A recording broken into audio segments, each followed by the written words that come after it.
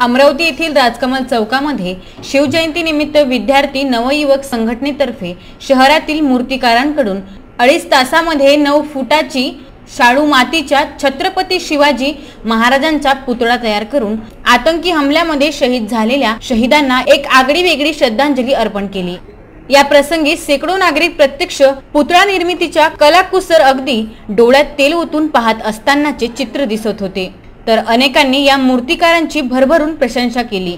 पूजनानंतर या पुतळ्याला स्थानिक एका नेत्याने विकत घेऊन तो पैसा शहीद झालेल्या कुटुंबियांना आर्थिक मदत म्हणून पाठवण्यात येणार आहे।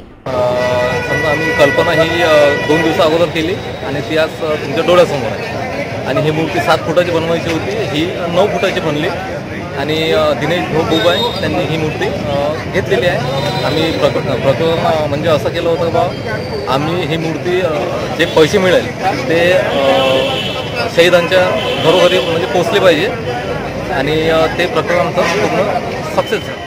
या कार्यक्रमाकरिता विद्यार्थी नवयुवक संघटनेचे पदाधिकारी, राजकीय नेते व विद्यार्थी मोठ्या संख्येने उपस्थित होते। या संकल्पनेबाबत नगरसेवक अजय सारस्कर व मूर्तिकार चम्मू तर्फे गजानन गुजरे यांनी VCN न्यूज जवळ माहिती दिली।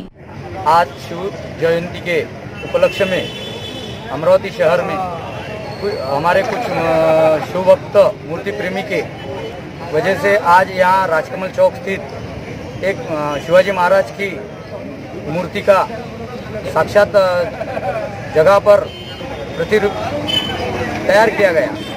उसमें हमारी ये मूर्ति कलाकार आज मेहनत लेके 2.5 घंटे के समय में तैयार की। पहले ठहराया गया था कि ये 7 फुट की रहेगी, लेकिन उनकी शिव भक्ति देख के और उत्साह देख के उन्होंने वो 9 फीट ऊंची बना दी है और ये आज अमरावती शहर के लिए शिव भक्तों के लिए एक आकर्षण का केंद्र बना और पूरे शहर में इसी की चर्चा है। Bureau report VCN news Amravati.